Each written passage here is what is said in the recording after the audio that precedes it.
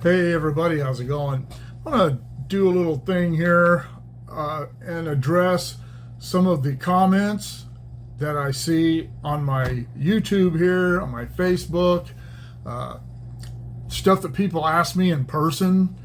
Uh, there's a lot of misinformation out there. Everyone's entitled to their opinion. I'm not talking about that. People are entitled to their opinion, but putting your opinion out there and stating it like it's a fact, that's not okay. Don't do that. A lot of people are misinformed, and don't get me wrong, there are a lot of people out there that know as much about this, or in many cases more than I know about this. But just want to get some facts put out there, address some of these issues, so there's no more supposition. And the first thing I want to address is derailments. There are no more derailments happening today than there ever have been. I have scads and scads of photographs that I took at all the derailments I worked. I'm going to actually do a slideshow about derailments here, some of the ones that I've been to, some of the ones, because I didn't always take pictures at all the derailments I went to, and books with hundreds of photographs of derailments going all the way back to the 19th century. It seems like there are a lot more derailments today because you hear about them on social media. The East Palestine derailment is a classic example of horrible accident. It was in a town. There were chemicals released. It was an environmental nightmare, and it made the news because of that. Had that derailment happened out in the middle of nowhere, chances are we wouldn't have heard anything about it, or at least not much. It certainly wouldn't have been what it became. I saw people at the time saying, "Oh, this is going to change everything." No, it's not. It's going to change anything. In the derailment up in Tehachapi was at the other end of the spectrum. It's funny. There's a freeway, Highway 58, runs right next to the tracks there. It's just right across Tehachapi Creek, up a little higher, but it's in a place where you really need to be watching the road. There's curves there, and if you don't just happen to glance over there and see it, you'd have never known it. 3 days after the derailment, one of the local news channels contacted me and asked if it was okay if they used some of the pictures that I had put on Facebook for their little blurb they wanted to do on it. I told them okay. I don't get the local paper and I don't watch the local news, so I don't know if they used them or not. And but the simple fact is nobody knew about that derailment for 3 days. Why? Because it didn't damage anything but the railroad. And two of the cars that derailed were tank cars, just like the ones that East built the same way as the ones in East Palestine derailment. And these tank cars rolled all the way down from the tracks to the creek bed, which is, I don't know, a couple hundred feet, and they didn't leak at all. They didn't run into each other or hit any other solid objects or anything. And there was no leaks, not a drop. And no one heard about the derailment for 3 days. And when I said this is gonna change everything, I said at the time, in a couple of months, no one's going to even remember this happened except for the people who were involved. And I was right. You haven't heard another thing about it. You haven't heard about any more derailments. They had that huge derailment just a few weeks later out on the SEMA sub between Daggett and Las Vegas on the Union Pacific, where the iron ore train ran away. I don't recall now how many cars derailed. It was quite a few. The train got going 140 miles an hour or something before it went on the ground, and there was virtually nothing about it in the news. One of the other things is that most derailments are minor. They've been putting these trains on the ground forever, and one of the issues as far as like minor derailments is those derailments all have to be reported to the FRA. If a truck goes on the ground and maybe in yards on class 2 track or accepted tracks or things like that, they can get away with they have little re-railers that they just spike them down and pull the car right back up on the rail. But if a car goes on the ground and something's damaged or whatever, it gets reported, but no one ever hears about it because the whole thing's fixed a couple of hours later. And most railroads across America end up being in remote places.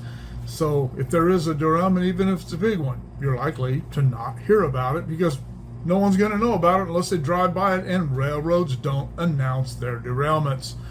And where derailments are concerned, a lot of people ask me about the expense and the time and fines and all these cleanup and why this and why that. The time is written off. The time, especially the time that a contractor is there doing their thing, cleaning up, getting things put back on the tracks, whatever they're doing. And then whenever there's a derailment, they have work orders that are particular to that derailment. And so it doesn't, any of the time that goes toward that isn't taken off the local manager's budgets. That is all done on a work order, and the railroad, just like any other huge industry like that, they have money put aside for things like that to happen, to pay for accidents or whatnot, and to pay for lawsuits. That money is set aside. It comes from a different fund. It doesn't come from the OE. Railroads don't do their own cleanups. The one in Tehachapi is, most of it's still hanging off the side of the mountain up there, and I had dozens and dozens of comments on Facebook and on my channel here. When are they going to get this? I can't believe the railroad did this. I can't believe, where was the security? You know, the cars got stolen and things like that. Where was the security? Here's the way that works. The railroads don't do their own cleanup in a derailment like that. They don't have the equipment. They don't have the manpower. They just don't have it. You don't see the big hooks anymore on the rail cars. They just don't have that kind of stuff anymore. And so they have contractors that do it. A place called Hulcher was working the one up on Tehachapi. I don't know if there was a company, I think it was called Jimco or something like that, that did this kind of stuff. And I'm sure there are other companies around the nation that address derailments for railroads, but the railroads don't do it themselves. If cars are on the ground and they don't have toxic material or something that needs to be loaded, if they're empty or whatever, a lot of times the railroad will just push them out of the way and come back later when there's time and have that all dealt with. In the case of the derailment up in Tehachapi, that's much of it is still there. Once those cars went over the side of that embankment, they were no longer on railroad property. They were on the property of the Nature Conservancy that owns that land, and they were also fell under the guidelines of the Department of Fish and Game. And the first reason it took so long for all that to get cleaned up is because the Hulcher had to apply for permission from the Department of Fish and Game. So now the federal government's involved. You know how that goes. And the Nature Conservancy. And I don't know which one held up the longest. I'm sure it was the Department of Fish and Game. And as far as the Nature Conservancy, I'm sure they would like to have got that stuff out of there as quickly as possible. So they didn't. But anyway, when a company like Hulcher makes a bid to clean up a mess, their bid is for the time it's going to take them to get there, get things cleaned up, and get out of there. It doesn't include providing security. That's not their problem. And that is why much of that mess is still up there, because the vandals who went there and stole those cars, as you saw in my video, stole the batteries out of Hulcher's work equipment. And that guy straight up told me, if they're not going to provide security, I'm not going to keep my stuff here for it to get vandalized every night. And that's why they left. And I mean, that's an assumption on my part. That's what the guy told me. When I got there the next day, they were gone. And it's all still there. I assumed that if they had something other pressing derailment, they would have come back as soon as they got that dealt with. But they haven't come back, and that's been over a month now. it's not always the railroad's fault that this stuff doesn't get cleaned up in a timely manner. And another thing, where the security is concerned, why would the railroad provide it? The stuff's not on their property, and it's out of their hands, and somebody else is going to have to provide that security. Or, I mean, I don't know, maybe Hultra will submit another bid that does include security. I don't know. I have no idea. If you do, let me know in the comments below. Also, local law enforcement. I've heard some people say that, well, I can't believe that in this case, it would have been the Kern County Sheriff's stuff. I can't believe that the law enforcement wasn't there. Law enforcement have real crimes to go tend to. They have real things going on out there, and they're not worried about a bunch of cars in a railroad, or in this case, a bunch of powdered milk that someone's stripping out and taking, and that stuff's all written off. That stuff, those cars can't be sold, even if they weren't damaged. They can't be sold. It's all a big write-off. It's all scrapped, and that includes the rail cars. So why would the sheriff go out there? One of the other things that I get in especially this is more on my YouTube channel, in the comments there, is USA versus the world. I have had so many people from other places try to compare their railroading to America's railroading, freight railroading. I'll get to passenger in a minute, but there's nowhere else in the world that does freight railroading the way the United States does. Nowhere. And that is why so many people from around the world come to America to railfan. Like I said, my friend and subscriber Stephen from England now, he's been over here 11 times just to railfan. He's gone to other places around the world, but they'll tell you it's nowhere else is it as big, heavy, noisy, powerful as it is here in America. The way we move freight is it can't be compared to anywhere else in the world. And I'm not saying that's a better thing or a worse thing or whatever. It's just the fact. It's just the way it is. Electric, our railroads are all electric and they can pull just as much. Well, I don't know. Maybe they can. I don't know a lot about electrified railroads. Electric motors are torquey and powerful and quiet, but we can't do that now. If America had taken that route in the 19th and early 20th centuries, fine. But that didn't happen, and now it's just impractical. There's no way that the environmentalists are going to allow the railroads to tap into the existing grid, especially somewhere like California where we have rolling blackouts, because you'd have to live here to understand it. But the environmentalists run this state, and they're not going to build any more power plants.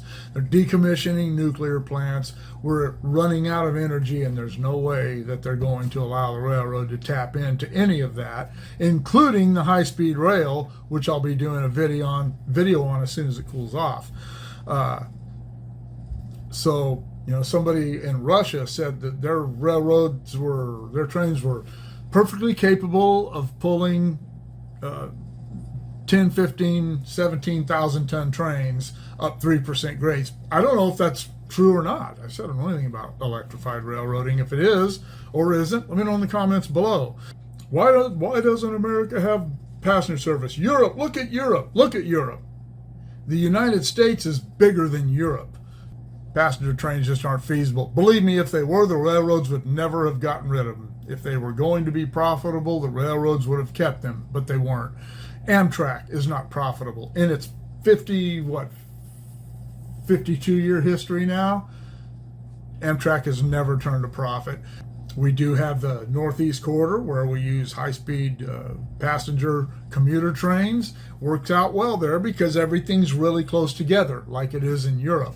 One of the things Europeans and people from around the world, we had a South Korean guy come over here, and he thought that you could drive from LA to New York like it was a day trip. And I'm serious. I'm not trying to be funny or sarcastic. California is a huge state. The high-speed rail has already been canceled except for the part that's under construction. Passenger trains just don't make sense for 99% of America. They just don't make sense. As I said, if they did, the railroads would never have let them go. But they did, and in 1971, the government took over the railroads, and you see how that's gone. One of the things I see on here and on my Facebook is everyone's an expert. I say all the time, if I'm wrong about this, feel free to correct me. But and sometimes people do, and I enjoy getting the right information if I've given the wrong information. But as I said in my I got it wrong video about the tunnels, if you have this information, don't wait for somebody else to get it wrong. Put it out there. And I get a lot of questions and comments about PSR. I've done a couple of videos on that and how I feel about it, and you can go back and look at those and my thoughts on railroading. And maybe I'll do another piece on it down the road. Union Pacific just got rid of Lance Fritz, who was very much a pro-railroading guy. He was a railroader. But this guy that's taken over, whose name I can't recall now, Vina or something like that, he's not. He's a bean counter. It sounds to me like he's going to come in and do what Ed Moyer did at Southern Pacific. Cut a bunch of jobs, get a golden parachute, and then in 3 or 4 years from now, Union Pacific will have to hire all these people back because everything's falling apart and they can't keep things moving. That's my opinion. It's hard. People say, oh, look at the stocks, the stocks. I don't know, UP stock's doing okay. But anyway, those are a few of the things that I wanted to talk about. As I said, I might do something else on PSR. Maybe, maybe not. It really doesn't interest me. That's another people ask me all the time. What do you think about PSR? I don't think about PSR. I'm retired. I have a ton of things going on in my life that I need to pay attention to, and I don't have time or the emotional fortitude to deal with problems that no longer affect me. So, and I don't have any railroad stock. Like an idiot, I sold all my railroad stock in 2007 for $77 a share. I could have bought it for $55. The railroad gave us 200 shares. I should have just kept it. After I sold it, it stayed there for a while, then it split again, and right now, the last time I looked, it was about $225 a share after 2 splits. I don't even want to think. It upsets me to think how much money I let go in that, but who knew? All right, I can't think of anything else. I don't have anything else written down here. So if you have anything that you would like to hear me address or see me address, drop in the comments below. Shoot me an email at motopoet59@gmail.com. Like, share, subscribe, click on the bell if you want to be notified of future content, and we'll see you all later.